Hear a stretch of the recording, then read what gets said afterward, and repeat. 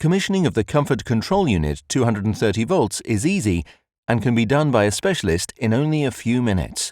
Before you start, make sure that all connections have been tightened. After you have connected the control unit to the voltage, the language menu will appear after a brief initialization period. Use the cursor keys to select each menu item and then confirm by pressing OK. Use the same procedure to determine the date, time, and type of system.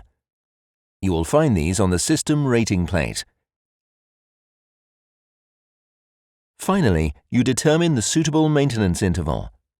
Then the system will carry out an initial function test. You can test the pump briefly at any time by pressing the test key on the respective pump twice.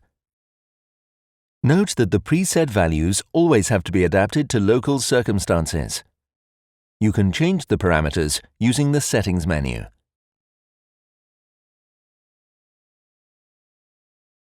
It is very important that the switch-on point and run-on time are adapted.